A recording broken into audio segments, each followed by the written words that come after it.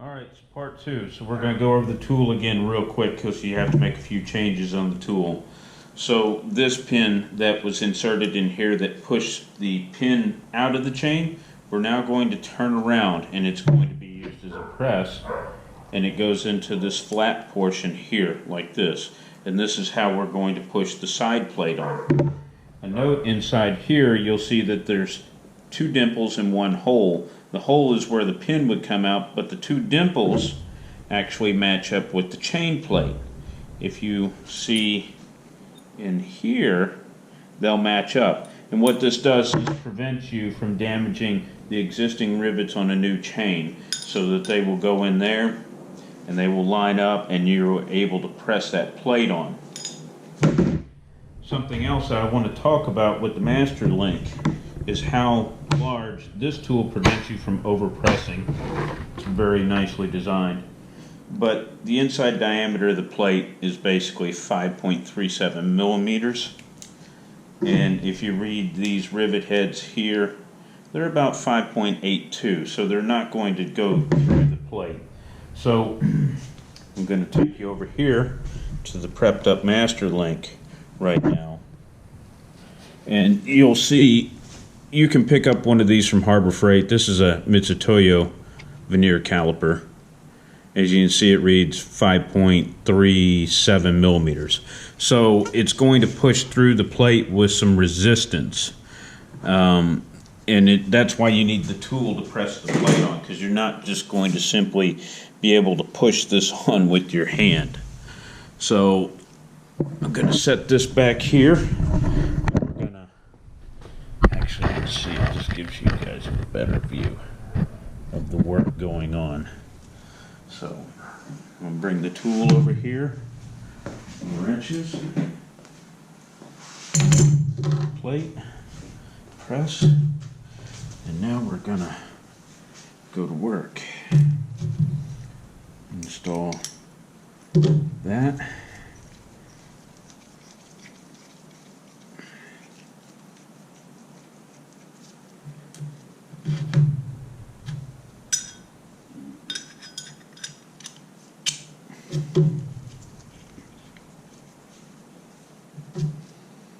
Slide this in with a hole and it'll assemble like so. You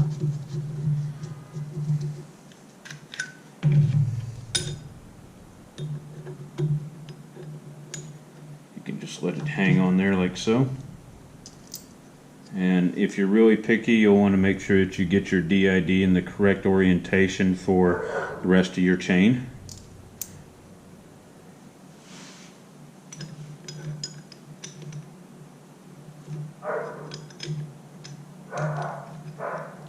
This is actually kind of difficult to do sometimes with the greasy hands and gloves.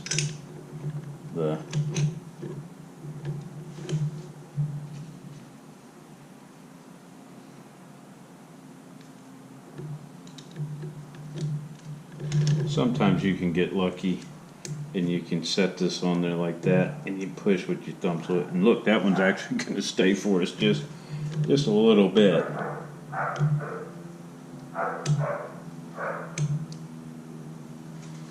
Yeah, this portion of the press is going to be on the A setting.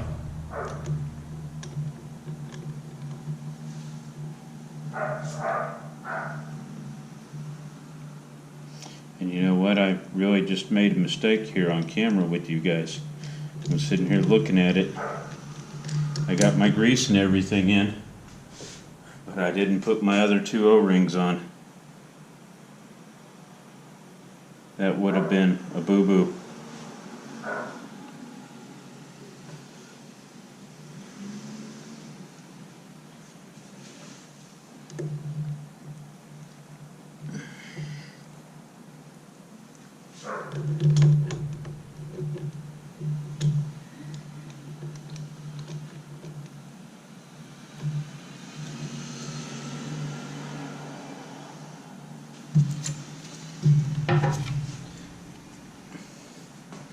Now I'm actually going to correct myself here because there's another thing that I gave you some misinformation. this tool you can actually overpress the master link. I forgot a lot of the EK chains and some of the other ones come with an insert plate that slips over the O-rings that prevents you from overpressing the plate. So what I do is I like to get it started, and then I'm going to back the tool off.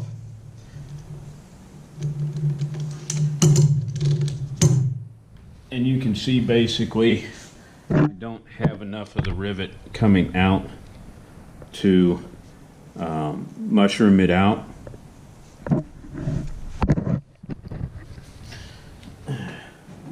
We can also check the width on another plate here, and we basically have 16.79 millimeters, and we're probably going to be pretty fat here, 17.23.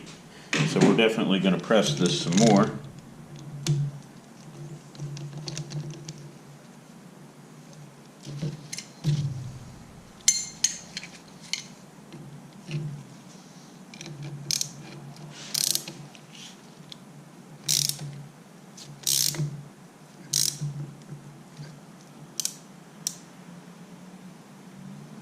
Actually, I'm going to correct myself again. The tool just bottomed out, so it does prevent you from overpressing. I apologize. As you can see, there's more of the rivet poking out.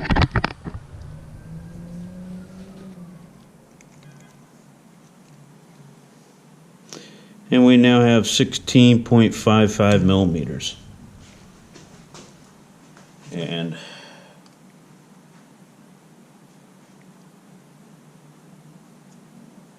.7. So we're also going to check and make sure it moves freely, which you can see it doesn't hold. It's nice and pliable. Shot of that straight on. So you can tell you an overpressed one if it sticks really bad. See how this moves very easily and comes back to shape? That's correct. So now we will do 5.41. Reset the tool here. So now this comes out, and this is what sets your rivet, this part in here. The thing that you have to be careful about is now you're actually going to straddle two chain links. So instead of being like this, it's going to be like this. And you got to make sure that, because I have made a mistake before in the past and accidentally lined it up that way and partially pushed a pin out. So I had to basically start all over. So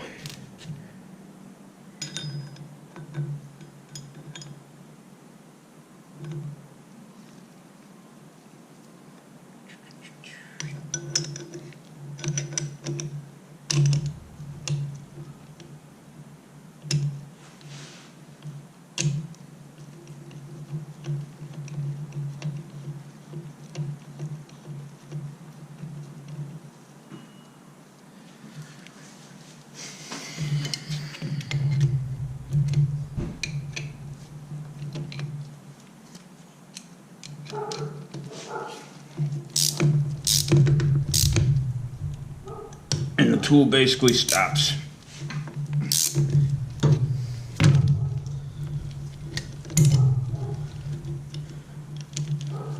Pull this to the side and let you see. That doesn't look like much there, but this one's been set. Where'd my caliper go?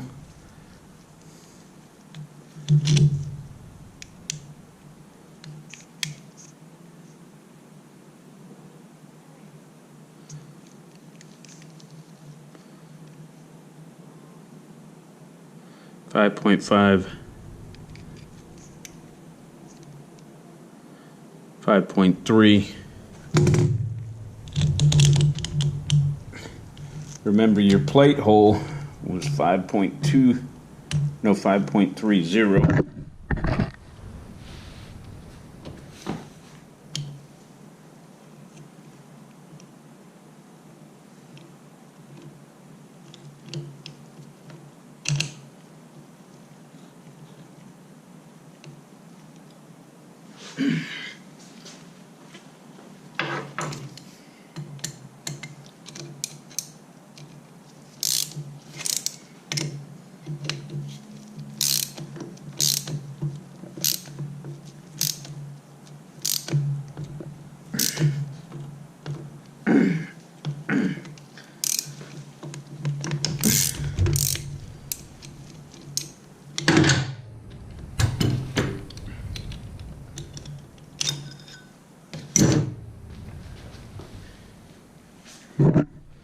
I'm going to go back on that first rivet and see I got a better press on that one. That one's probably going to be like 5.6, 5.65. 5.63, 5.64. That's good.